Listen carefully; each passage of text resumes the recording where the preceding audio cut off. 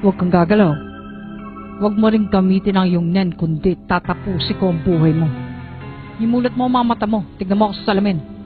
Tandaan mo to Ayoko na makita ang pangit mo mukha. Kundi tapos ka na.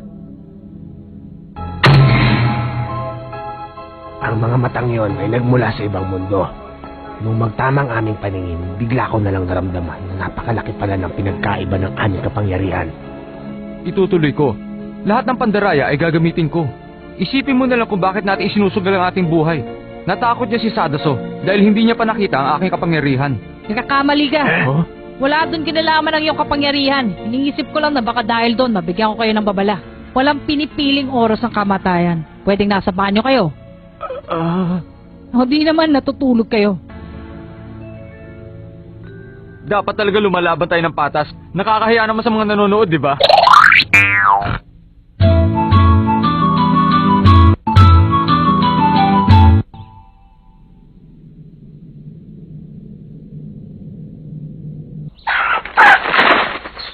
Sandali. Bago kayo makipaglaban, gusto ko munang makita kung gaano kalakas ang inyong hatsu. Sige, ako na muna.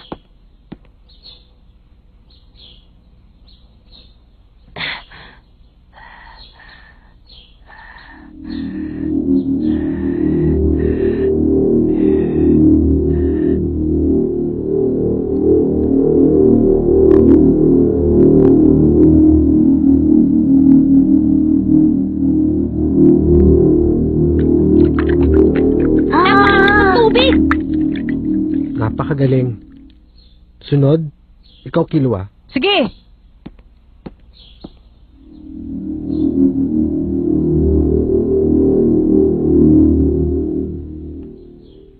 Okay.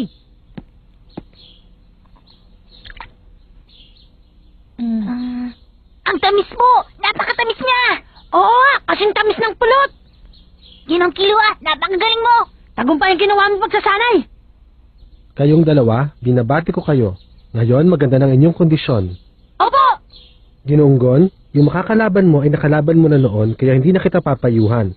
Meron ka na bang plano para sa inyong paghaharap? Opo! Sa totoo lang, iniisip kong gamitin sa kanya yon. Pamingwit? Pagkatapos sa inyong mga laban, pag-uusapan natin ang mga nangyari sa inyong pakikipaglaban. Kaya magkita ulit tayo dito. Opo! Yun ang mga kaibigan ay magkasakyan na natin ang pag-iiganti.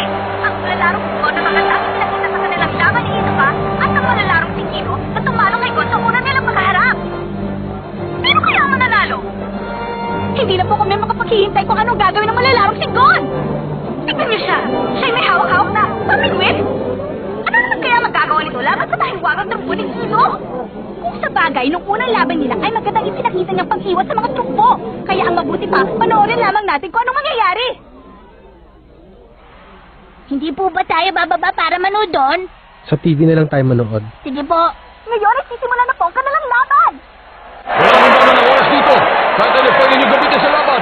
Simula na! Subukan naman na lang.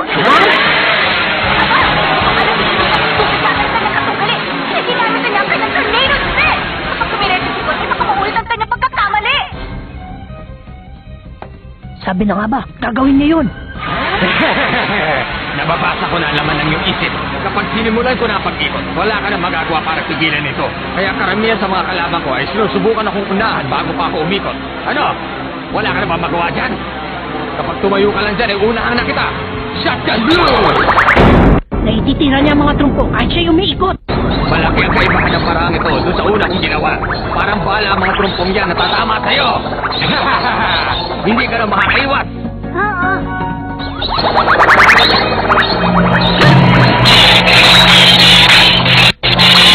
Ano?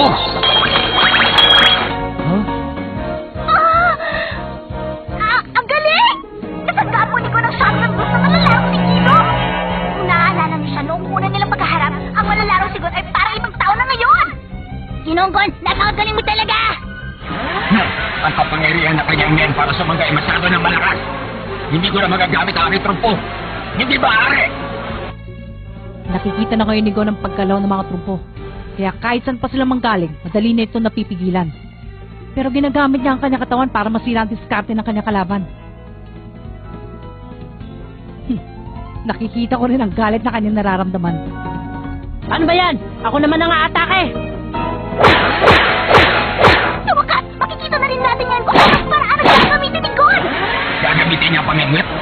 Maaari sa magtagumpay. Yun ay kung may kakabit ka sa aking katawan ng kalawit. At magpipigilan ng ating pag-ikot. Pero hindi ganun kadaling gawin yun, bata. Ayan na! Ang pamingwit ay didiretso patungo kay Gino! Kwenta yan!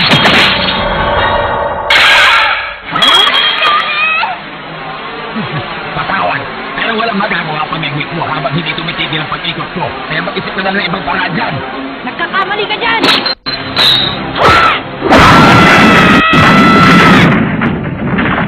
Aba!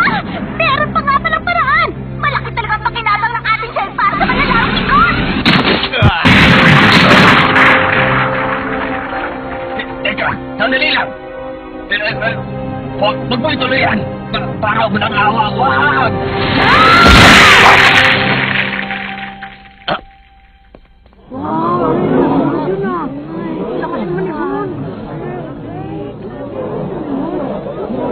Kung gagawin mo ang lahat para manalo sa larong ito, ganun din ako. Kapag hindi nyo pa rin tinigilan si Susie, sa susunod na pagkikita natin, gagawin na talaga kitang trumpo! Ang nagmuli sa laban, si Gon! Nagawa niya! Nagtagumpay si Ginong Gon! Sa wakas ito ng unang panalo ng malalarong si Gon dito sa ikadalawang daang palapang! Paano ba yan? Ako naman ngayon. Ngayon ang susunod na laban ay sa pagitan ng malalarong si Killua at si Weavers! Sino naman kaya ang mananalo sa dalawang malalaro? Malalaman natin yan sa pagpapatuloy ng lamang ito. Maghintay lang po kayo ng 10 minuto. Ipag-minuto na lang mga kaibigan, ang loob ng kulit sa'yo ay masyado ng init. Panoorin na lang natin kung ano ang gagawin ng dalawang ito. Sa pagkakaalam ko, hindi ka sumunod sa ating kasunduan. Kaya hindi ka naman nanalo sa akin. Taong nagmula sa kabilang mundo. Kahit ang batang ito ay kasing husay na sinasabi nila, ang Coliseo sa langit ay teritoryo ko. Kaya ngayon bata, ipapakita ko sa iyo na ako ang magiging hari sa palapag nito. Ngayon, simula na! Huh? Nawala siya! Sa likod! Aura Burst! Mabilis kong pinatakbo ni Rimas ang kanyang unang siglo para maiwasan ang kapsugod ni Killua. Muntik na ako dun ah. Te, tatakbo lang pala. Ginagamit niya ang naipon niyang aura para mapatakbo na mabilis ang kanyang sasakyan. Hindi ko alam yung pala silbi nun.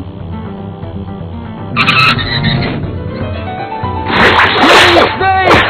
Kumanda ka na ngayon! Ang lakas ng dating, oh.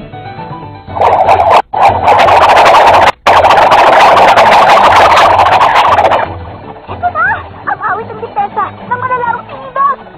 Ang dalawang patilog ng latigo na may pambihirang bilis ang gagamitin niya proteksyon para hindi makasugod sa kanyang kalaban na si Killua. Siguradong masakit yan kaya huwag ka magpapatama. Sa mga hindi nakakalam, parang tunay na asang kamandag ng mga latigong yan. Akala mo ba madadaan mo ko sa pabilis-bilis mo dyan? Magkakamali ka, bata! Kapag ito na ang ginamit ko sa pakikipaglaban, wala ka na pag-asang manalo pa! Bakit naman? Tinatanong mo pa? Imposible makita ng isang ordinaryong tao ang paggalaw ng latigo nito! Wala ka na lugar na matataguan ngayon, bata! Kaya ito na ang katapusan mo! Ah! Sorry hindi ako isang ordinaryong bata. Paano yun? Nahuli ni Killua ang latigo gamit ang Heto kanyang pa! mga kamay.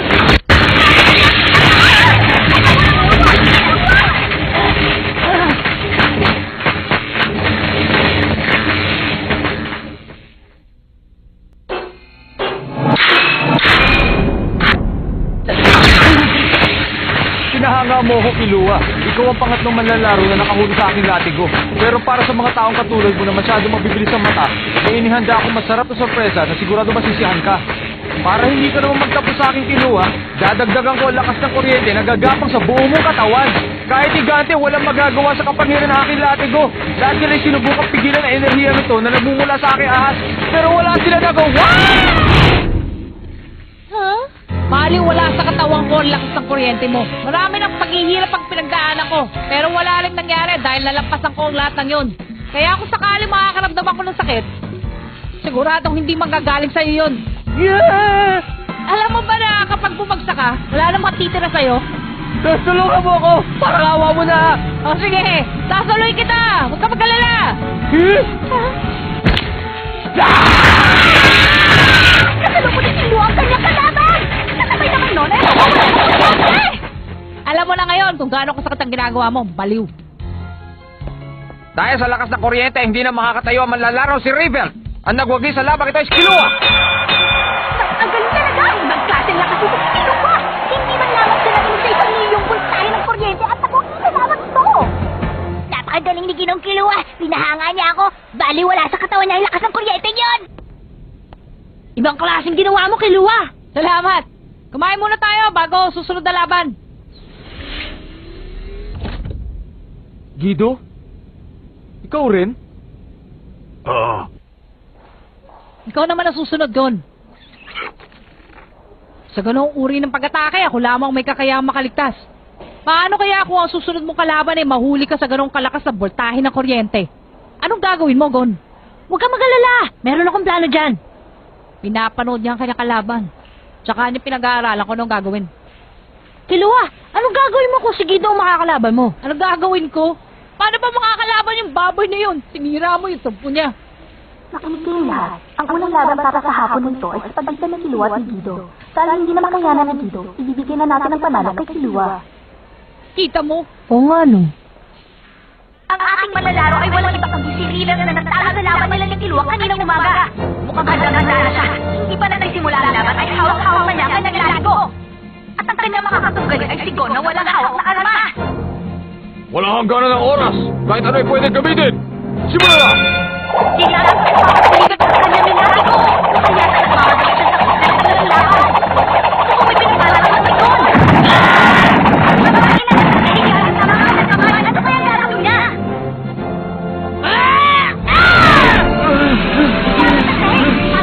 Overs! Pagpilit mo na huli ni Gon ang kapakaling tindahan. Nandito pa lang switch. Teka, paano kaya kung buksan ko to at ilagay sa pinakamataas na voltahe? Switch on? Tama? Masarap ba? Be. Hindi na po makatayo ang manlalaro si Rivel. Ang nagwagi si Gon! Makinig kayong lahat. Ito na po ang apat na talo ni River. Dahil dito ay matatanggal na sa ika-200 palapag. Kung gusto niya ay pwede siyang magsimula ulit sa ibaba. Para sa iyo, Gon, pagpatuloy mong tagumpay.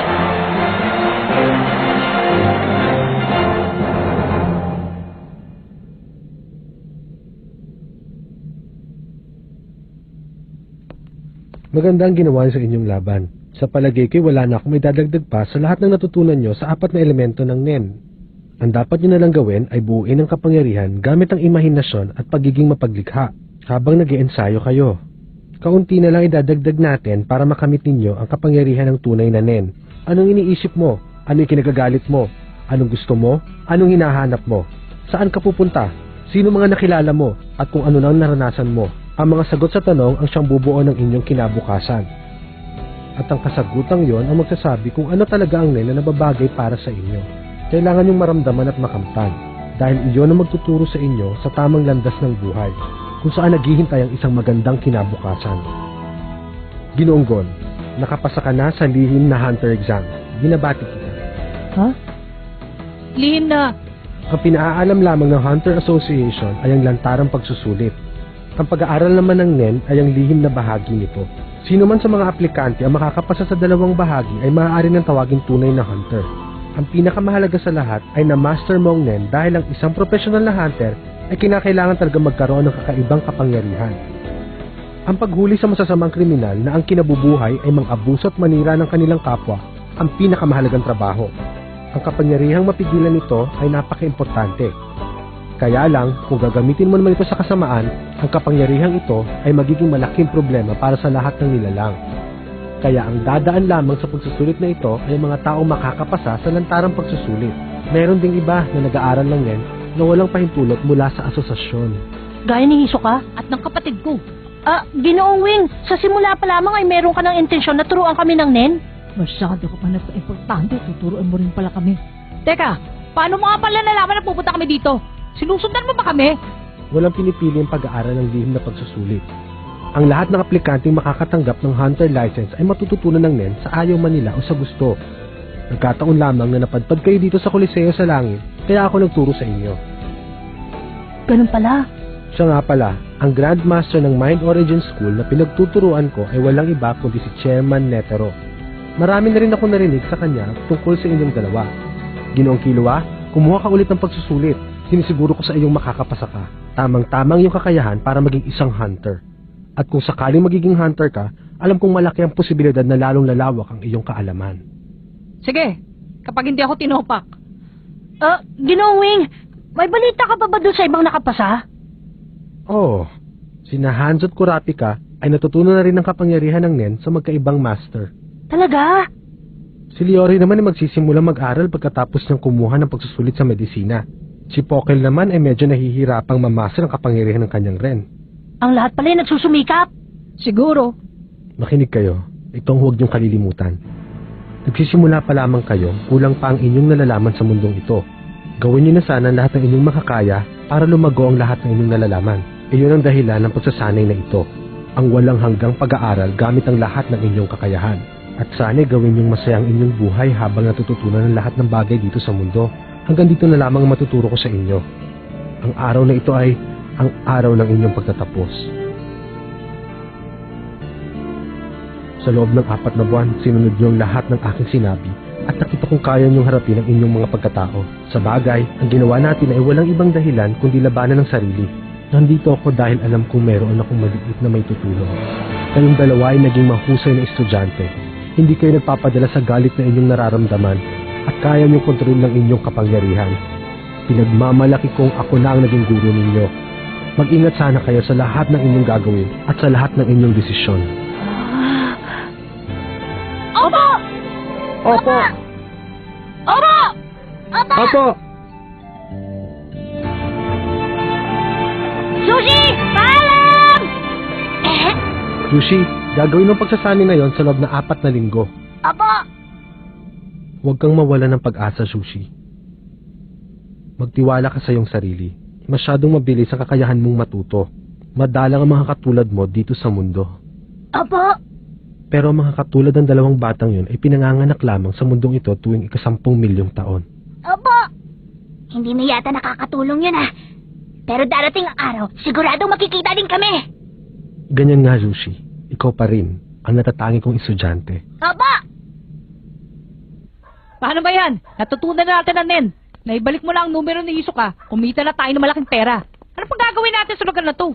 Tama ka. Mga 1 buwan at kalahati pa ang dapat natin hintayin doon. Paano tayo magpapalipas ang oras? Killua. Kung ayos lang sa'yo, dumalaw tayo sa amin. Saan nyo? Sa Whale Island? Mahirap lang kami at maliit ang bahay namin, hindi katulad ng sa inyo. Talaga? Gusto ko na makita ang bahay nyo, Gon! Gusto ko na rin makilala si Tio Vito! Walang problema! Talaga? Totoo! Total, napag-desisyon na natin. Bakit hindi pa tayo umalis? Mas nakakatawa daw pag biglaan ng lakad. Mahigit kalahating taon din akong hindi nakakauwi sa amin. Ano pa ginagawa mo dyan? Tara na, pare! Alam mo ba kung saan ang Whale Island? Hindi ka eh!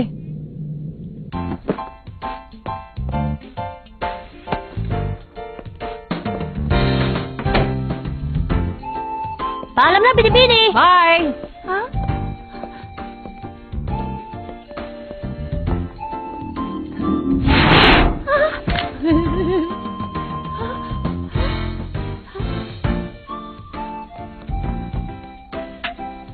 Pababa po tayo. Binibini, paalis na po kami. Natutuwa ako nagkita tayo dito. Kapag naubusan kami ng pera, baka bumalik kami dito. Sana mabait ka na. Sige. Baka kapag dumating ang araw na yun, ikaw na ang reyna na 200 palapag. Killua! Maging bansag sa'yo, babaeng gorilla o babaeng yeti. Killua! Huwag ka mag-alala, palis na tayo. Killua, nakakalimutan mo na ba? Huwag ka na mag-alala dyan. Nakalimutan mo na ba? Natutunan na natin kung paano gamitin ang kapangyarihan ng NEN. Basta alam mo, painitin natin. Kahit kaano pa siya kalakas, tuturuan ko ng leksyon niyang violent gorillang yan. Parang hindi siya dito Marunong din siya gumamit ng lens!